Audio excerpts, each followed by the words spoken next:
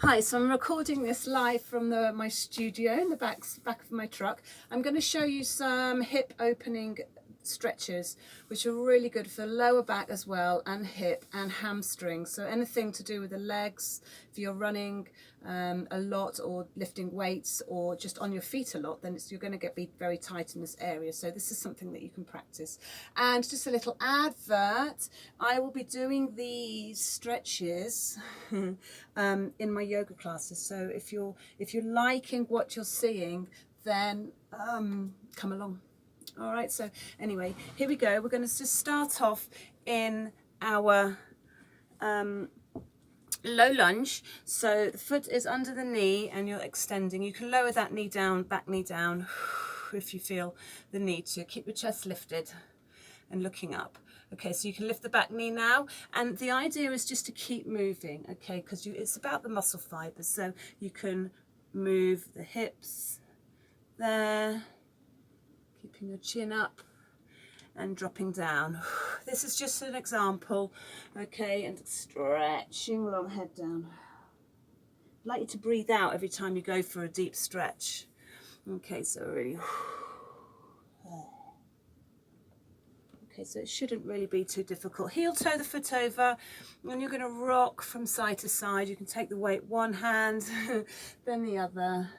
Okay, and then you might need a support if you're under the knee. If you can't get your knee all the way down, you'll want to do that, but don't try and just stay hip grounded down. Just you can kind of like bounce a little bit, just like not like bounce, but just like that, and release into that. Try and keep straight. Neck is tension out of the neck as well. Have a little rotation. Sometimes I close my eyes when I do these things. It just helps me focus on the body, and all the way down. Again, it's the breath out when you let go and find that space. So you can stay as long as you want within the movements. Find your own movement within these moves. It's quite nice just to get involved in it. You're going to lower that foot down when you're ready. Okay, and we're going to go for a bit of a stretch on this side, but you're going to reach back, so it's diagonal. Hip stays down, the other side stays down. Look back at your foot. Breathe in and breathe out. Just if you can't reach your foot, then you can get a strap around it. Pull it in. Okay, so the other side, you're going to lift up a little bit, reach up with your arms, just get that extension through the side of the body.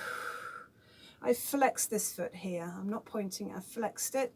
Okay, just to stabilize, reaching back. I can do two hands back.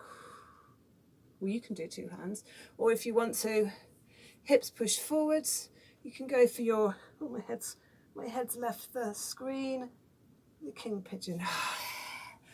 Okay, and now to change sides, we'll do a down dog. I won't explain everything, all of this is just a demo. I love the press ups, so you can do a couple of press ups, 5 press ups, just to change sides. Okay, back into down dog. And you can bring the knee in, push it back, and then bring the knee in and forwards.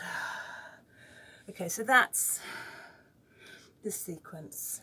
Lower knee down, elephant, rolling with it, oh yeah, just getting everything moving, just feeling your way through these stretches, yeah, all over. I know everybody's different. And up. Bring the foot down, lift up, and then you can do the diagonal back, reach for the foot, hip down, pull it in, and gently release. Other side, pull it in. 2 hands just to get your chest forwards, or you can go for the king pigeon into the elbow crease, flex that foot, and down. Okay, so that's that side done twice. So we'll change sides, and again, push up, push up, as many push-ups as you want really. I think 5's okay. We're not doing any hardcore training. And then change sides, so it's a left knee in, and then 3-legged down dog up. Bring the knee in, take a low lunge, and extend. And again, you can move there until you feel like you're settling into this side. It's a warm up. What you can do, you can lift up your arm, you can go the other way. There's so many things you can do. But to getting into the hips, heel toe the foot over, point the back toe, and down. It feels nice to be doing it in my house. It's not very much of a studio, but it'll do.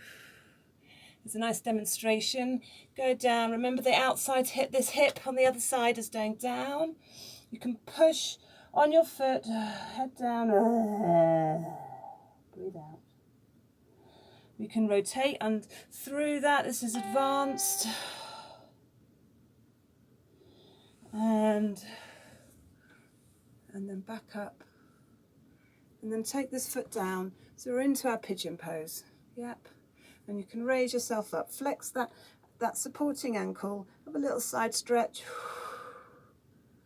And then we'll reach diagonally back for that foot. If I'm going a bit too fast, then just learn the sequence or just feel into it, and you can do what you want and slow as you want. It's best not to go too fast because you need to have that pause of connection. Some yoga practices, they pause for 5 breaths. You've got to hold it for 5 breaths. Okay, so that's it. And then if you want to do it again, you can do heel press ups, knees down, hips back. Always rocking from side to side in child's pose. Really beautiful one for the hips and side, or just going actually naturally into the side stretch there. And why not come out of it with a wild thing all the way down. Yeah, and then we can do the other side. It's getting used to changing positions as well. So that's the hand, just making sure the shoulder's back. Saturday morning, 10 a.m. is my yoga class. Dynamic yoga with a little bit of yin unwind. Hope you can make it.